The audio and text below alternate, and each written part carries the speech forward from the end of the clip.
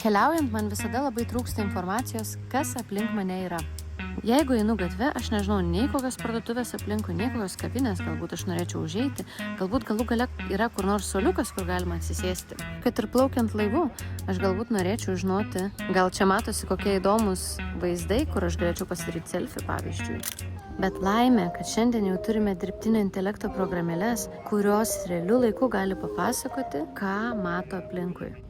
Šalia jūsų laivo dabar plaukia didelis baltas keltas. Girdite dirbtinio intelekto programėlę Scribe Me balsą, kuris tiesiog pasakoja man, ką mato pro laivo langą. Priartėjote prie pat kelto, kuris prišvartuotas prie prieplaukos. Ant lango matomi lietaus lašai, o jūs vis dar esate šalia didelio kelto, prišvartuoto prie prieplaukos. Dabar keltas tolsta nuo jūsų ir plaukia į atvirus vandenis priekyje. Keltas dabar dar toliau, o jums atsiveria aiškus vaizdas per vandenį į pakrantę ir už jos esančias kalvas. Einate plačia pėsčiųjų gatve apsodinta medžiais. Kairėje driekiasi parduotuvės ir restoranai, todėl būkite atidi dėl kėdžių ir stalų. Dešinėje taip pat yra suoliukas.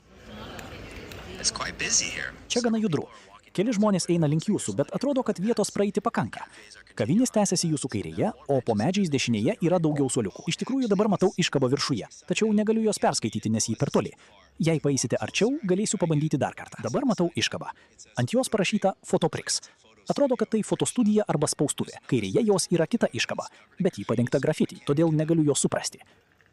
Ant šaligatvio jūsų dešinėje yra dideli vazonai su krūmais ir ant žemės nupieštas dviratis, žymintis dviračių taką.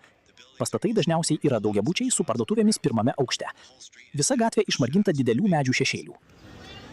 Tęsiame kelią pagrindinę gatvę. Ką tik praėjote parduotuvę, gražiai papuoštą rožinėmis gėlėmis abiejose durų pusėse.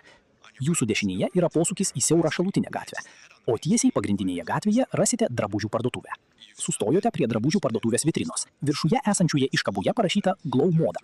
Vitrinoje yra 3 manikenai, aprengti laisvalaikio drabužiais. Vienas su dryžuotais marškinėliais ir tamsiomis kelnėmis. Kitas su juodu švarkeliu virš baltos suknelės, o trečias vilki dryžuotus marškinėlius ir sijoną. Iškart už parduotuvės yra įėjimas į pastatą, o tada restoranas su ryškiai raudonų fasadų. Matau meniu įrėmintą ant sienos ir mažą iškabą raudoname fone, kuri atrodo yra restorano pavadinimas.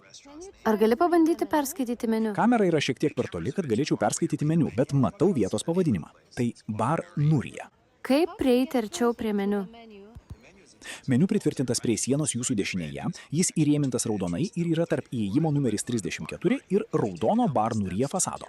Jei žengsite porą žingsnių ir pasisuksite į dešinę, būsite tiesiai priešais jį. Meniu daugiausia anglų kalba, o tai puiku. Jie turi skyrių Mūsų patiekalai su daugybė pasirinkimų. Matau paelgę, žinoma, taip pat yra išvardytas dienos ryžių specialus pasiūlymas kaip pagarba jų šeimai. Yra desertų skyrius, kuriame minimi krema katalana ir flan.